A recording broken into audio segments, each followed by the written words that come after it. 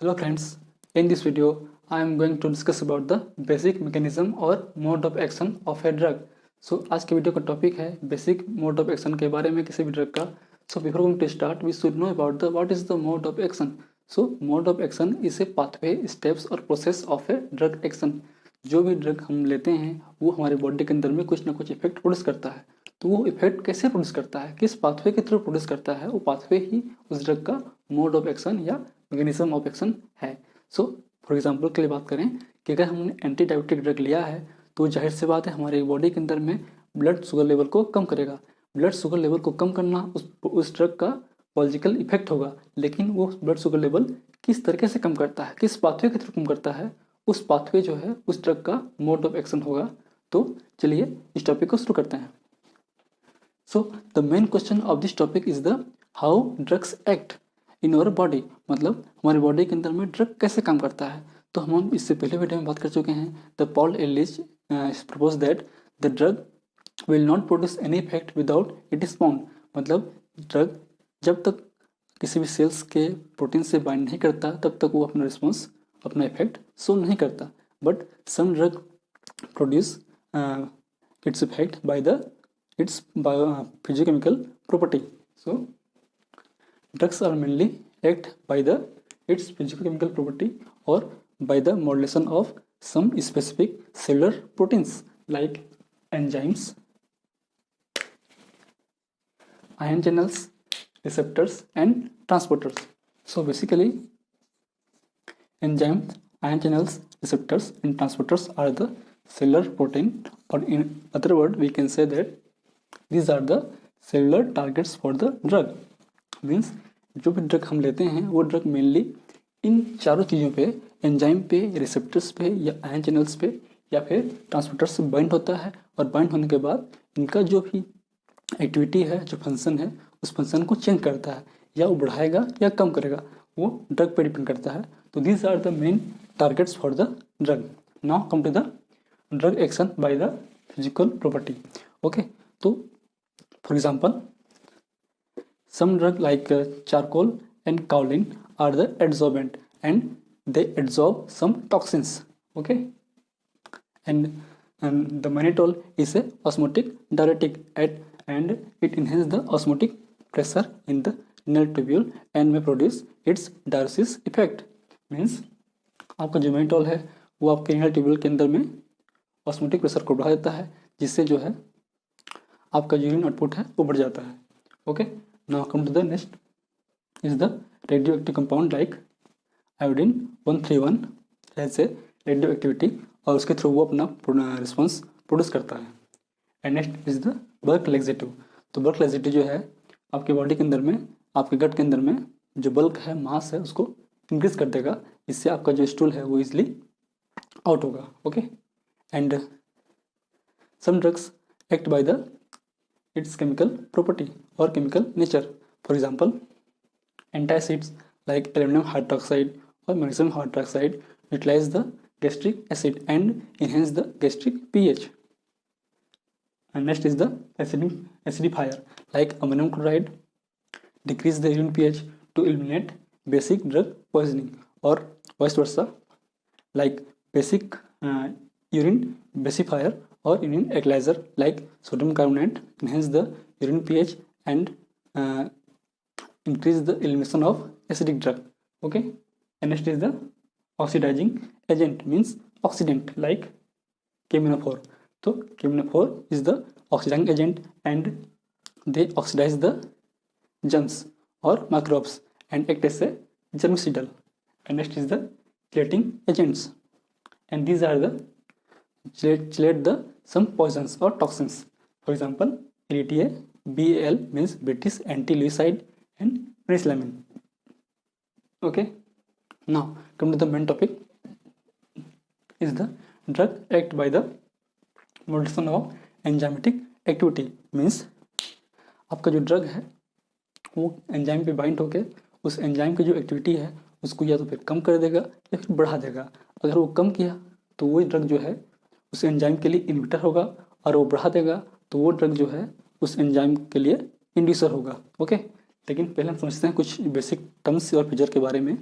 तो हम एंजाइम के केस में बात करें तो एंजाइम जो है बेसिकली किसी न किसी सबस्ट्रेट पे काम करता है और वो सबस्ट्रेट से बाइंड होता है और बनता है एंजाइम सबस्ट्रेट कॉम्प्लेक्स। और ये जो ES कॉम्प्लेक्स है वो फर्दर आपका जो प्रोडक्ट है उसको प्रोड्यूस करता है, और जो प्रोडक्ट है जो ES कॉम्प्लेक्स से बना होगा वो प्रोडक्ट ही आपके बायोलॉजिकल रिस्पॉन्स के लिए, बायोलॉजिकल एक्टिविटी के लिए रिस्पॉन्सिबल है। मतलब हम ड्रग लेने के बाद जो वो प्रोडक्ट बनेगा वो प्रोडक्ट ही हमारे बॉडी के अंदर में इफेक्ट प्रोड्यूस करेगा। सो एंजाइम और substrate, so basically enzyme act as a lock and substrate act as a key, क्योंकि आपका ये सेलुलर प्रोटीन्स है और इसमें जो है basically enzyme has a specific binding site. मतलब उसके पास एक स्पेसिफिक बाइंडिंग साइट होता है जो एक स्ट्रक्चरली स्पेसिफिक होता है, और उस स्ट्रक्चर के स्पेसिफिक जो ड्रग होंगे सेम स्ट्रक्चर के होंगे वही ड्रग उस पर बाइंड कर सकता है। तो ये हर सबस्ट्रेट के लिए अलग एंजाइम होता है और हर एंजाइम के लिए अलग सबस्ट्रेट होता है एज ए लॉक और की के रूप में। जो लॉक है वो एंजाइम है और की है वो आपका सबस्ट्रेट है। तो हम बात करते हैं पहले इनहिबिटर्स की। So basically inhibitors are the competitive और नॉन कम्पिटिटिव और एलोस्टेरिक साइट इनहिबिटर। तो इसमें जो है आपका जो एंजाइम इनहिबिटर्स हैं, ठीक है, नॉन कम्पिटिटिव में, तो वो जो स्ट्रक्चर है उसका भी सेम होता है आपके सबस्ट्रेट के रूप में। सबस्ट्रेट का जो स्ट्रक्चर है वो सिमिलर होता है आपके इनहिबिटर के जैसा, इसलिए जो वो बाइंड हो सकता है इजली, लेकिन बाइंड होने के बाद ES कॉम्प्लेक्स बनता है उस पर, लेकिन उसका जो प्रोडक्ट है वो तो फाल्स बनेगा या फिर नहीं बनेगा।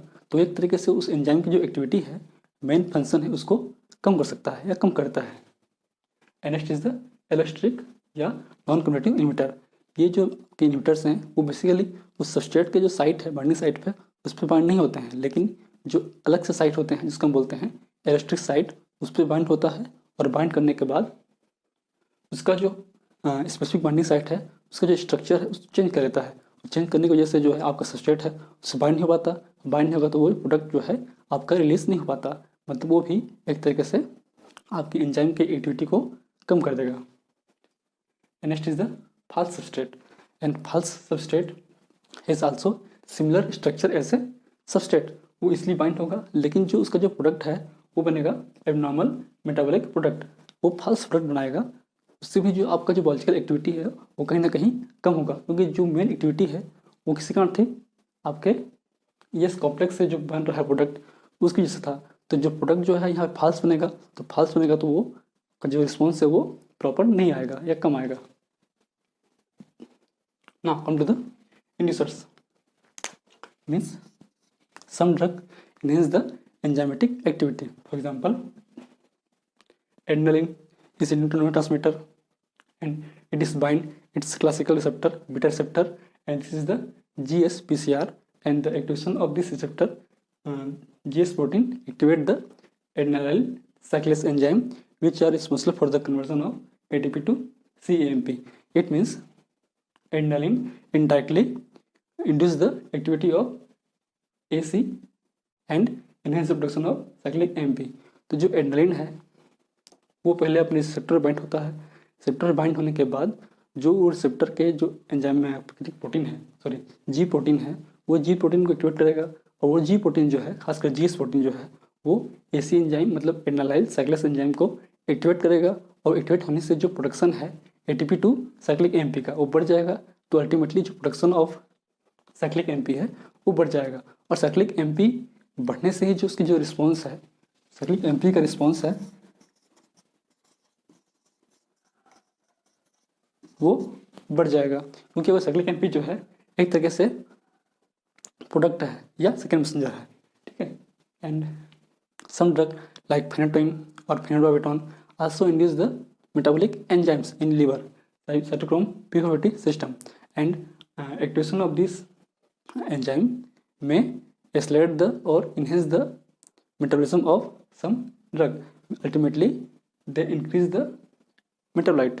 तो कुछ ड्रग जो हैं वो आपके लीवर पे एंजाइम्स को इंड्यूस करते हैं, और उससे जो मेटाबॉलिज्म रेट है किसी दूसरे ड्रग का वो बढ़ जाता है। तो इस तरह से काम करता है आपके एंजाइम के थ्रू कोई भी ड्रग। इसको हम डिटेल से पढ़ेंगे, डिटेल से दिखेंगे अपने नेक्स्ट क्लास में। Okay, now come to the transporters. So basically transporters are the transport the specific neurotransmitter into the presynaptic junction. Means कुछ आपके जो न्यूरोट्रांसमीटर है, चाहे एड्रेनलिन, चाहे नॉरएड्रेनलिन हो, चाहे गाबा हो, चाहे सेरोटोनिन हो, वो कहीं ना कहीं आपके सिनेप्टिक जंक्शन से आपके प्रीसिनेप्टिक न्यूरॉन जो हैं उस पर वो रीअपटेक होते हैं बाय द स्पेसिफिक ट्रांसमीटर। अगर हम उस ट्रांसमीटर को ब्लॉक कर दें तो कहीं ना कहीं आपका जो न्यूरोट्रांसमीटर का लेवल है आपके सिनेप्टिक जंक्शन पे वो बढ़ जाएगा। वो बढ़ने से जो उसका बायोलॉजिकल रिस्पॉन्स है वो भी बढ़ जाएगा by the activation of the specific receptors, post synaptic receptors. Okay, तो जैसे कि एग्जांपल की बात करें तो NAT means norepinephrine transporter which reuptake the norepinephrine, and this are the block by the TCS means imipramine, desipramine, जो भी आपके ट्राइसाइक्लिक एंटीडिप्रेसेंट हैं वो इस ट्रांसपोर्टर को ब्लॉक करते हैं और आपका जो नॉरएपिनेफ्रिन का लेवल है यहाँ पे बढ़ा देंगे। उससे जो नॉरएपिनेफ्रिन का जो एक्टिविटी है पोस्ट सिनेप्टिक रिसेप्टर पे वो बढ़ जाएगी। Similarly, GAT1 means GABA transporter, and these are the blocked by the tiagabin. SERT means serotonin reuptake transporters, and these are the blocked by the SSRS like fluoxetine. Now come to the ion channels. These are also a cellular proteins. तो कुछ drug जो हैं इसके जो ion channels हैं वो होते हैं 3 टाइप के। First is the voltage gated ion channel, voltage gated, and second is the ligand gated ion channels, and third is the G protein operated ion channels, जो इसके बारे में हम नेक्स्ट क्लास में पढ़ेंगे डिटेल में। तो बेसिकली 3 टाइप के होते हैं आयन चैनल्स। और कोई ना कोई जो ड्रग है इन आयन चैनल्स पे बाइंड होता है। बाइंड होने के बाद जो आयन चैनल्स की जो ओपनिंग है, जो आयन का जो आपका ट्रांसपोर्टेशन है वो कहीं ना कहीं चेंज होता है। या तो आयन की ओपनिंग बढ़ जाएगी या कम हो जाएगी। तो बढ़ेगी तो आयन का जो ट्रांसपोर्ट है वो बढ़ जाएगा, अगर वो ओपनिंग कम होगी तो आयन का जो ट्रांसपोर्ट है वो कम हो जाएगा। फॉर एग्जांपल थिस्बीस लाइक निफिडिबिन, जो निफिडिबिन है वो L type calcium ion channels को ब्लॉक करता है। उससे जो कैल्शियम आयन का जो ट्रांसपोर्टेशन है आउटर टू इनर वो कम हो जाता है। Same sodium channel blocker like phenotype, they block the sodium ion channels and decrease the transportation of sodium ion outer to inner. And next is the, now come to the receptors. So basically receptors are also a cellular proteins, and जो आपका agonist है means drug है, जो drug है वो आपके receptors पे bind होते हैं। बाइंड होने के बाद उस रिसेप्टर को एक्टिवेट करेंगे और अपना जो सेलुलर रिस्पॉन्स है वो प्रोड्यूस करेंगे। लेकिन जो एंटागोनिस्ट है मीन्स ब्लॉकर, तो एंटागोनिस्ट जो है वो आपके रिसेप्टर पे बाइंड कर सकता है लेकिन वो रिस्पॉन्स प्रोड्यूस नहीं कर सकता। Means agonist has only the affinity for the receptors but not have any intrinsic activity. We will discuss in the next class in detail. So basically जो एंटागोनिस्ट है वो कहीं ना कहीं आपके एगोनिस्ट को बाइंड होने से रोकता है। अगर एगोनिस्ट बाइंड नहीं होगा तो उस रिसेप्टर का एक्टिवेशन नहीं होगा, और एक्टिवेशन नहीं होगा तो वो आपके बॉडी के अंदर में सेलुलर रिस्पॉन्स प्रोड्यूस नहीं कर सकता। So these are the basic mechanism or mode of action of a drug. Means drug are act by the modulation of enzyme activity or ion chain activity or receptor activity or the transporter activity, and some drugs also produce effect by the its physiochemical property. तो इस तरीके से drug जो है आपके body के अंदर में इफेक्ट प्रोड्यूस कर सकता है। इस पाथवे के थ्रू आपके बॉडी के अंदर में इफेक्ट प्रोड्यूस करता है। सो मेन जो है आपका है वो एंजाइमेटिक है, आयन चैनल्स है और रिसेप्टर्स हैं, जो इनको हम डिटेल अपने आने वाले क्लास में पढ़ेंगे। So if you want to take a note please take a screenshot. Thank you.